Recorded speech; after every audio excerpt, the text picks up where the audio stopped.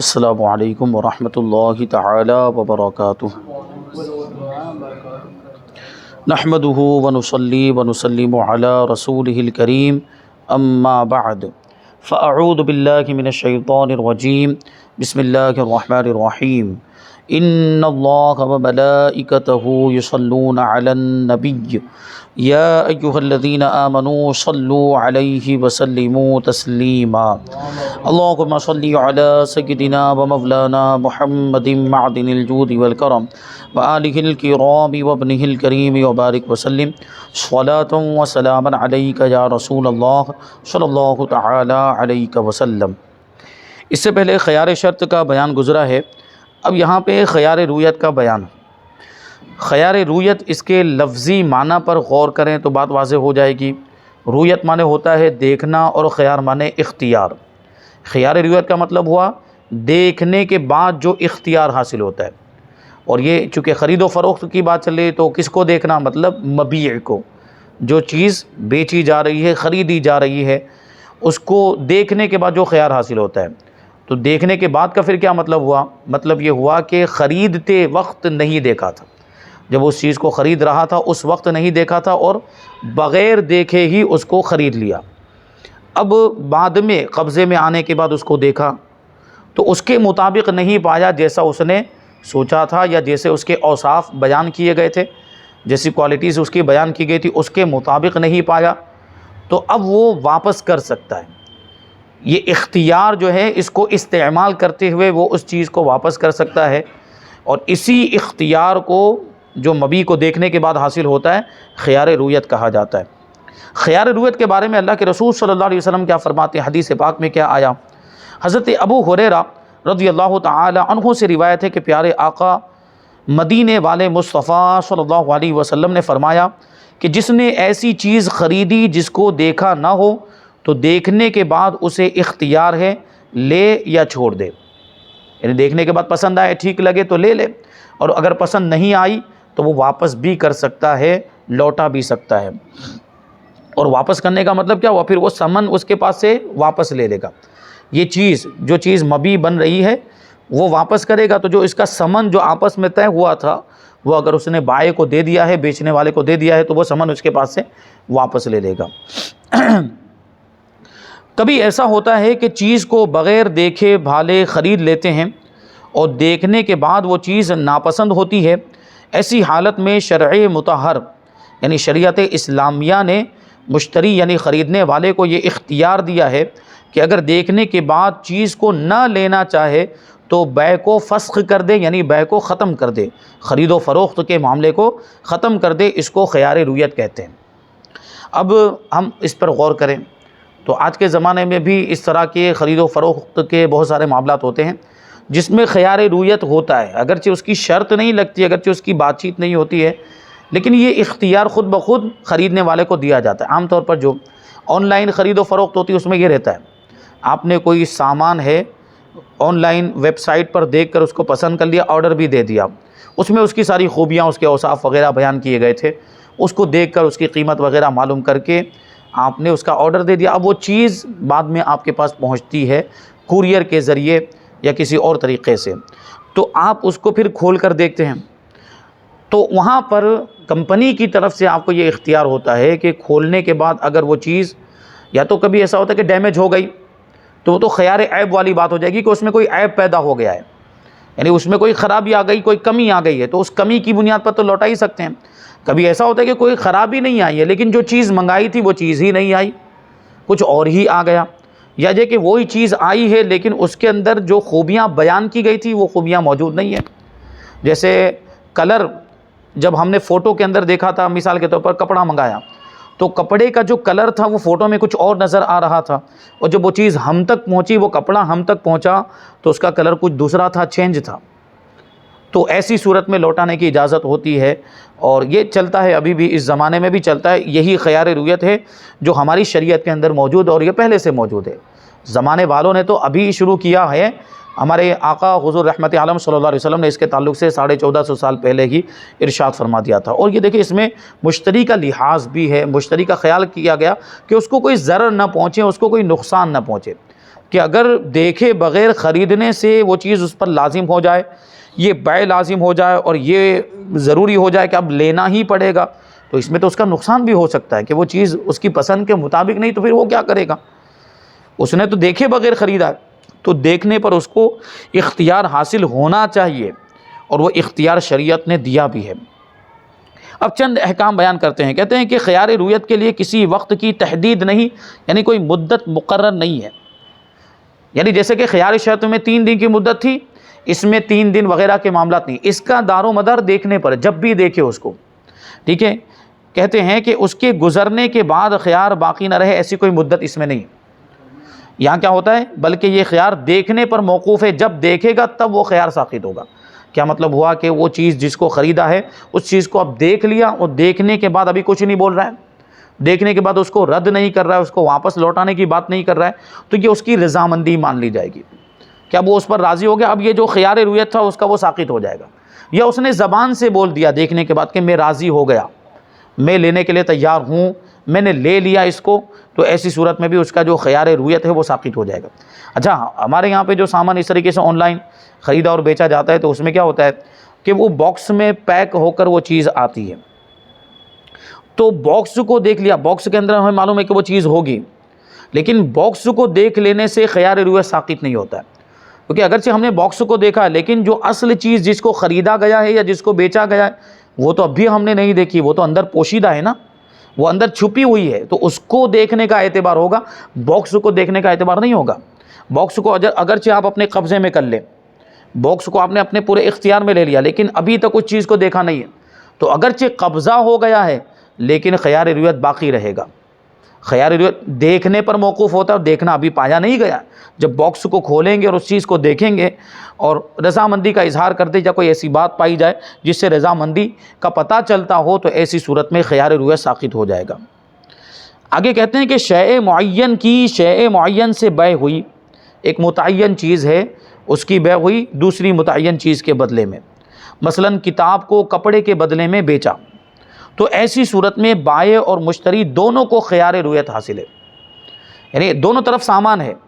روپیہ پیسہ نہیں ہے کسی بھی جانب۔ یہ بھی ہو سکتا ہے، یہ بھی ممکن ہے، ابھی اس زمانے میں اس طرح کی بیع اور اس طرح کے خرید و فروخت کے معاملات نہیں ہوتے، تقریباً نہیں ہوتے، ہوتے ہوں گے کہیں پر لیکن بہت کم ہوتے، اگر کہیں ہوتے بھی ہے تو بہت کم، کہ دونوں طرف سامان ہو، سامان دے کر سامان خریدا جائے ایک طرف۔ یہ پرانے زمانے میں ہوتا تھا، روپیہ پیسہ نہیں بھی ہو تو اس صورت میں آدمی کے پاس کوئی سامان ہو تو وہی سامان دکاندار کے پاس لے کر چلا جاتا تھا اور کہتا تھا کہ یہ سامان لے کر اس کے بدلے میں مجھے وہ سامان، یعنی یہ ہوتا کہ جو سامان اس کے پاس موجود اس کو ضرورت نہیں ہوتی، تو اس سامان کے بدلے میں دوسرا سامان جس کی ضرورت ہوتی وہ خریدا جاتا تھا۔ یا کبھی مجبوری میں ایسا ہوتا تھا کہ بھائی روپیہ پیسہ نہیں، ابھی کھانے پینے کا انتظام کیسے کریں گے، تو گھر کا کوئی سامان اٹھا کر لے جاتے تھے، اس کے بدلے میں گیہوں لے کر آتے تھے، چاول لے کر آتے تھے، آٹا لے کر آتے تھے، اس طرح کرتے تھے۔ تو سامان کے بدلے میں سامان کی بیع ہو رہی ہو تو ایسی صورت میں دونوں کو خیار رویت حاصل ہوگا، کیونکہ اب دونوں سامان ہیں۔ اگر روپیہ پیسہ ہو تو روپیہ پیسے میں خیار رویت کی کوئی بات ہی نہیں ہوگی۔ روپیہ پیسہ معلوم ہے بھائی کہ روپیہ پیسہ کیسا ہوتا ہے اور کیا مطلب ہے روپیہ پیسے کا، اس کو نہیں بھی دیکھا ہے تب بھی بیع ہو جائے گی، کیونکہ وہ چیز ایسی ہے، روپیہ پیسہ اس کا معاملہ ایسا ہوتا ہے کہ وہ متعین کرنے سے بھی متعین نہیں ہوتے۔ نقود اس کو کہا جاتا ہے، نقود یعنی درہم و دینار، روپیہ پیسہ جو بھی کرنسی ہے وہ متعین کرنے سے بھی متعین نہیں ہوتی۔ مطلب کیا ہوا کہ آپ نے یہ کہا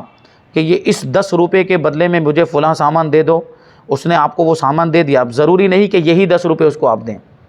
آپ اس 10 روپے کے بدلے میں دوسرے 10 روپے کا نوٹ نکال کر بھی دے سکتے ہیں، اس کو جیب میں رکھ دیا دوسرا نکال، یا 2 5 کے نوٹ نکال کر بھی دے سکتے ہیں،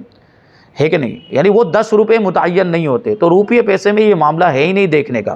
کیونکہ جب وہ متعین ہی نہیں تو کسی ایک کو دیکھنے کا کوئی مطلب ہی نہیں ہوا۔ جو اس کے قبضے میں آ جائے گا، جو سمن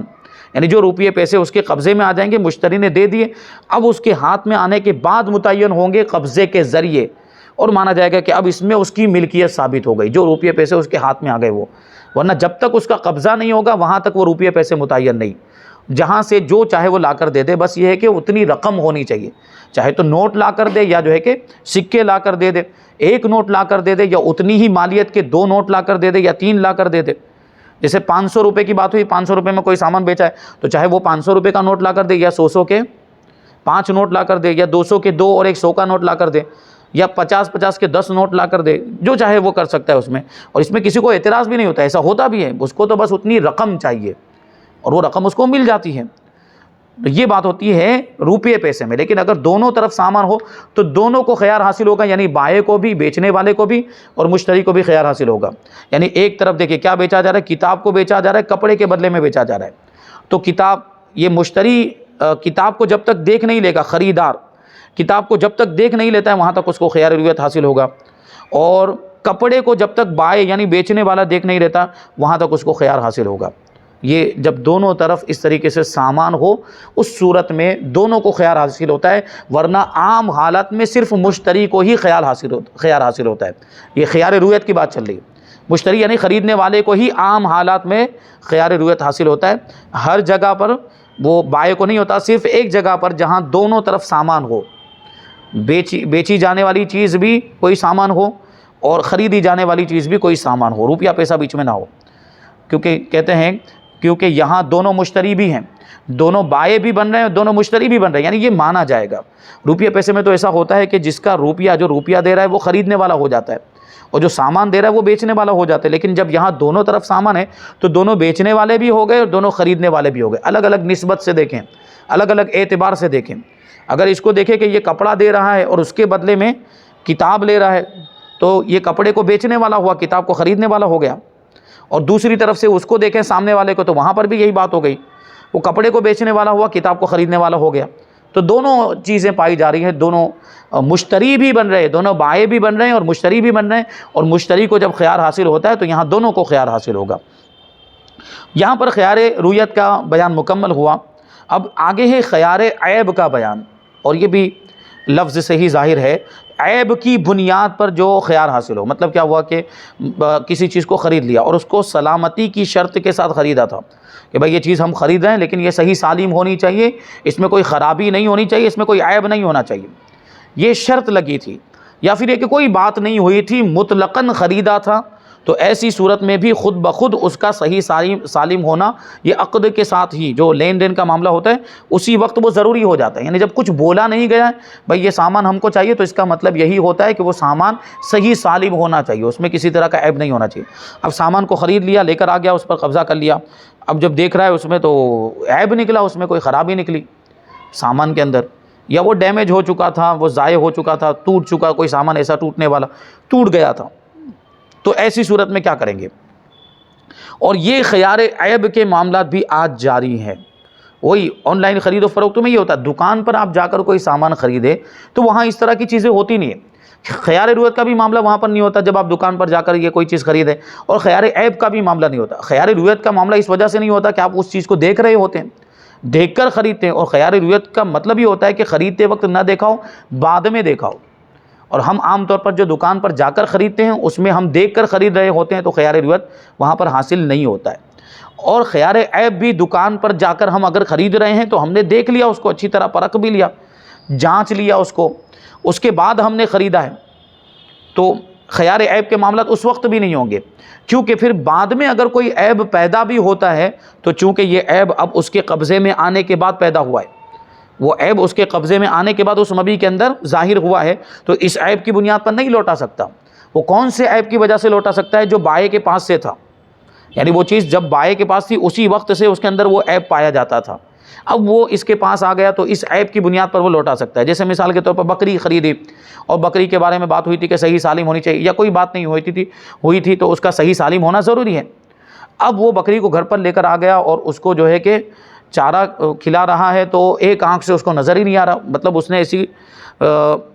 اندازہ لگایا، اس کو چارہ ایک طرف سے دیا تو دکھ نہیں رہا، ایک طرف سے دے رہا تو دکھ رہا ہے، یا کچھ اور طریقہ اپنایا جس سے اس کو پتہ چلا کہ ایک آنکھ سے اس کو نظر نہیں آ رہا ہے، ایک آنکھ کی بینائی اس کی ختم ہو چکی ہے، اور یہ جو عیب ہے وہ یہاں آنے کے بعد ظاہر نہیں ہوا، یہ پہلے ہی سے تھا۔ یہ آنکھ کا اندھا ہونا ظاہر سی بات، یہ پرانا عیب ہوا کرتا ہے، تو اس کی بنیاد پر وہ اس کو لوٹا سکتا ہے۔ یہ عیب جو ہے وہ بائع کے پاس سے ہونا چاہیے، مشتری کے پاس آنے کے بعد عیب پیدا ہوا ہے تو نہیں لوٹا سکتا ہے۔ تو خیار عیب کے بارے میں حدیث شریف میں کیا ارشاد فرمایا گیا؟ کہتے کہ حضور نبی رحمت شفیع امت صلی اللہ علیہ وسلم نے فرمایا جس نے عیب والی چیز بیچی اور اس عیب کو ظاہر نہیں کیا وہ ہمیشہ اللہ پاک کی ناراضی میں ہے، یعنی اس سے اللہ تعالیٰ ناراض ہوتا ہے۔ مطلب کیا ہوا کہ اگر کسی چیز میں عیب ہے تو بتا کر دینا چاہیے، دھوکہ اگر نہیں بتائے تو یہ دھوکہ ہو جائے گا۔ چیز میں عیب ہے اور عیب کو بتایا نہیں اور ویسے ہی بیچ دیا ہے تو یہ ایک طرح کا دھوکہ ہوتا ہے۔ امام اعظم ابو حنیفہ رضی اللہ تعالیٰ عنہ کا مجھے واقعہ یاد آ رہا ہے کہ وہ کپڑے کا کاروبار کرتے تھے، کپڑے کی تجارت۔ دیکھیں اتنے بڑے امام ہیں لیکن اس کے ساتھ میں تجارت اور کاروبار بھی کرتے تھے۔ تو اگر کوئی عالم دین ساتھ میں دین کی خدمت بھی کرتا ہے، اس کے ساتھ ساتھ کوئی کاروبار بھی کرتا ہے تو یہ کوئی بری بات نہیں ہوتی، لوگ اس کو معیوب سمجھتے ہیں۔ وہ عالم صاحب ہو کر، امام ہو کر کاروبار کر رہے ہیں، کیا کیوں نہیں کر سکتے؟ بھائی شریعت نے اجازت دی ہے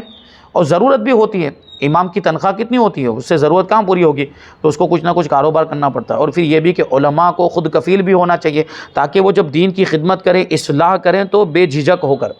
کسی کی رعایت نہ کرے، کسی سے دب کر بات نہ کہنی پڑے، ان کو کسی کا خیال کرنا پڑے،